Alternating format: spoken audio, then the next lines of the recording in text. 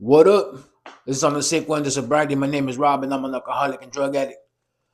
I was a part of a cartel. Not really. No, I wasn't really part of a cartel, but I swear that I freaking felt like one. So let's get into it.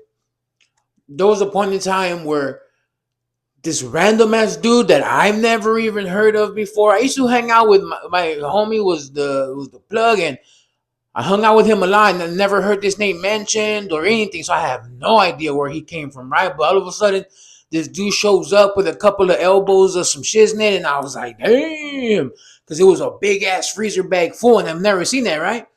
I was just like, God damn, dude, I can only imagine how amazing it must feel to have that in my possession. You know how smoked out I would be? My family wouldn't have seen me for months. I would have been gone. Smoked my fucking brains out.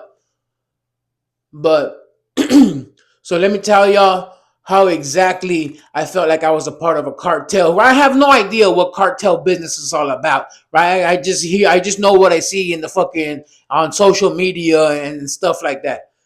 So this guy came with all that product. So when you obviously wherever you show up, if you have product, that means you have money. That means you have a little bit of influence.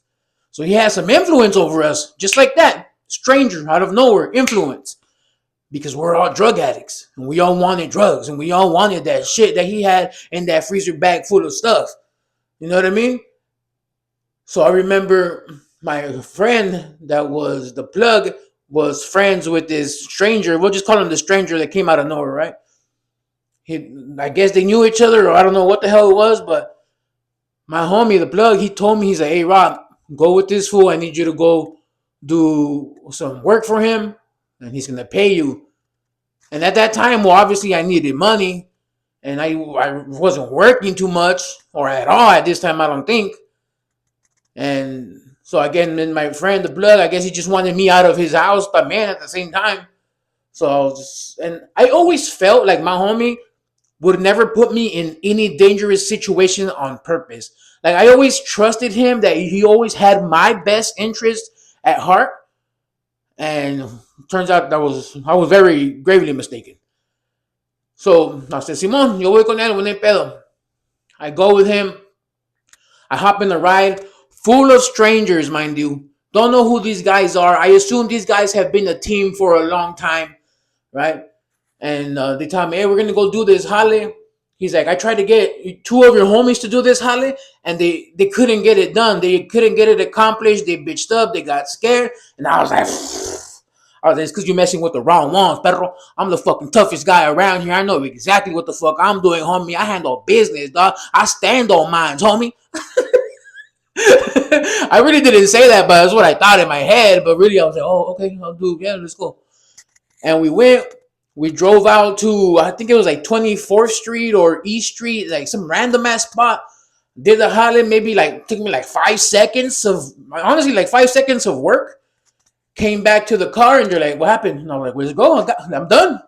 They're like, what the fuck? That was fast. They're like, your homies were complaining that they couldn't do it, that it was too hard, that this and that. I was like, well, I'm not those homies.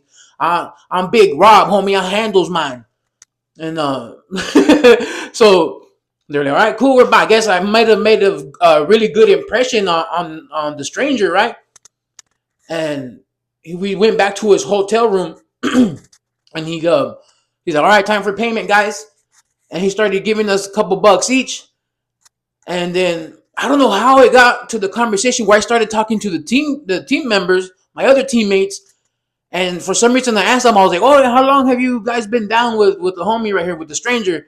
And they're like, "No, we just met him a couple of days ago." And I was like, "What the fuck?" I was like, "What?" So I'm just like, everybody is just complete strangers. He put a crew together of random ass mofo's, and it was just nuts, right? I just felt like, what kind of situation did I put myself in? You see, as a drug addict, you don't think clearly. You don't recognize any potential danger that's right in front of you, or at least I didn't, because I was really blinded. I felt like maybe I was just like too sheltered in my own little shell in my apartment complex with my friend, that I didn't realize what was really going on when I was in real danger or anything like that, you know.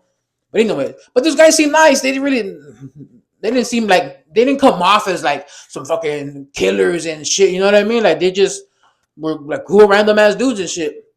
And so yeah, so the stranger is the captain of the team, right? So he's like, "Hey Rob, here's your payment." He had a big old fucking thing. He broke it in half. He gave me some. He gave me some money, and he's like, "All right, I'll see you around, doc." And then I was like, "Cool." I ran into him later that same day. Ran into him back in my apartment complex, and me saludó. You know what I mean? He said, "Hey, ¿qué onda, pinche Rob? ¿Qué estás haciendo, güey?" Te la sabes, doc. And he's like, "Hey, fool," he's like, "I want you to be a part of my team, dog." And I looked at my homie, the plug, and he's like, "Yeah, go for it, dog, go for it." And I was like, "All right." And he was like, "Simón, pues, ¿qué hay que hacer o qué?" He's like, "Here you go." Gave me a cell phone, and I was like, "Dang, like that's how I started feeling like I was part of the cartel." He gave me a cell phone, and he reached in. He's like, "Okay, bro, hold on." First, he's like, he gave me the cell phone. He's like, "Answer anytime that I call, no matter what time it is. You answer, and you handle whatever I gotta handle." And I was like, "Yes, sir." And then he's like, he reached into his big old freezer bag full of stuff, and he's like, "I know you want some of this." So he fucking tossed me a big old rock. I was like, "Damn, son." Tossed me a big old rock, and I could see my friend's face, the plug. I seen his face turn like hater, dog. He turned into a straight hater that I was getting that. And I was like, "Damn, dog." And I was like, "You're the one holding all this shit. Why are you hating on me for, motherfucker?" And then the stranger was like, "Whatever time I call you, pick up." And I was like, "Yep, you got it." And we posted up right there, and it was one of the few times where I felt like the camaraderie, like brotherhood entre toda la bola. We were right there. I did have fun that day because we were gambling. I remember I ended up winning a laptop off a friend. We were gambling, right? We're putting like 20, $40 each. And all of a sudden the homie's like, "Hey, I got this laptop right there." He put it in the middle, and I fucking won that shit off him, dog. So fool, thanks for the laptop, homie. Pound that shit for $20 after that. And then he sent me on the mission. That same night, he told me, he's like, "Hey, I got this stack right here. I need you to go downstairs. There's a white boy from Imperial Beach waiting for it. He's already waiting." And I was, "All right, cool." Again, meeting up with strangers, putting myself in dangerous situations, not knowing who these people are. I don't have any protection for myself. I don't know how to fucking defend myself in a crazy situation. So I just assumed, like I said, nothing bad would ever happen to me. For some reason, being high had my mind locked in that I'm good forever.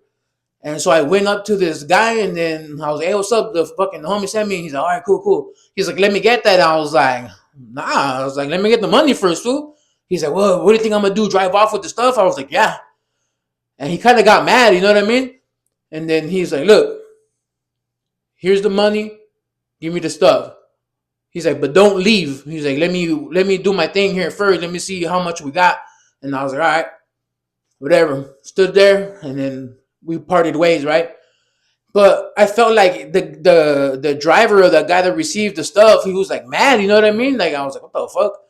And that was my first ever actual interaction doing stuff like that, like something big. And I was just, and it was pretty intimidating, honestly, because I could have got robbed. Anything could have happened. You know what I mean? And then I would have been on the hook for whatever that shit cost. And I didn't have no money. I didn't have a job. I didn't have no way to pay it back. You know what I mean?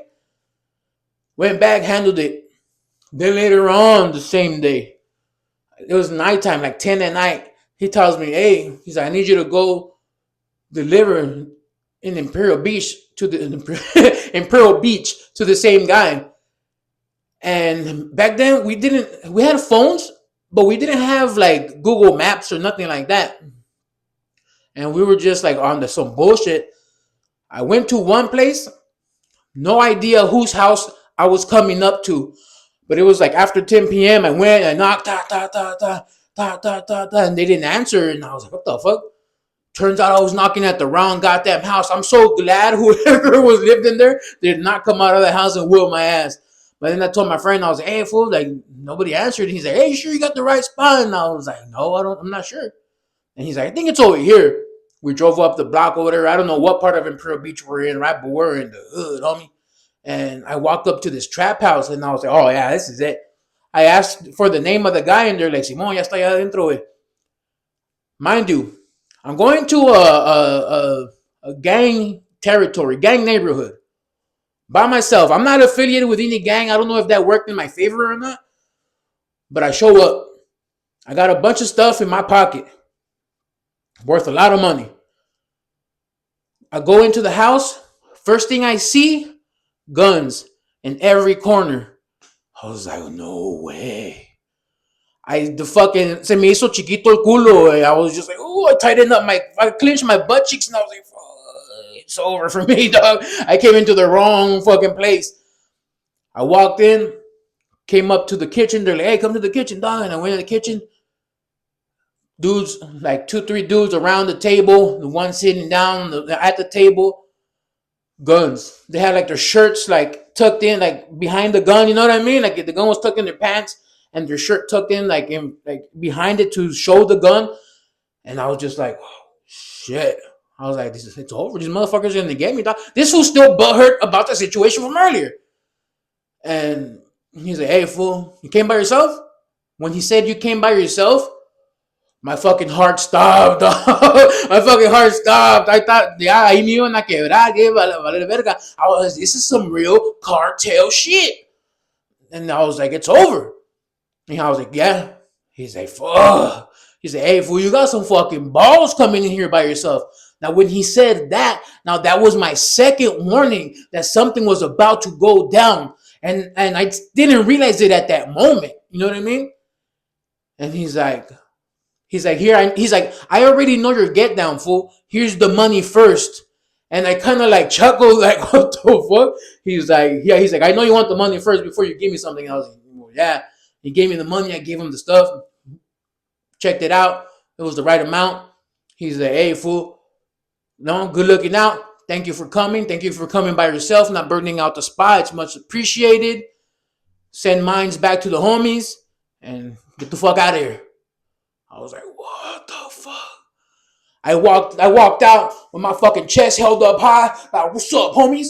Ain't nobody gonna do shit around me. I come here by myself because I'm a tough, crazy, local motherfucker. I don't give a fuck. But really deep down inside, I was scared to the core. I was so afraid that something was going to happen to me. I couldn't believe the situation that I'm willing to put myself in just to get high. Because my reward for doing that shit, for putting my freedom on the line, first of all, if we would have got pulled over by the cops and got searched, it would have been done. I'm sure I would have been in fucking jail. If we would have got caught at that house, who knows how much more time that adds on, right?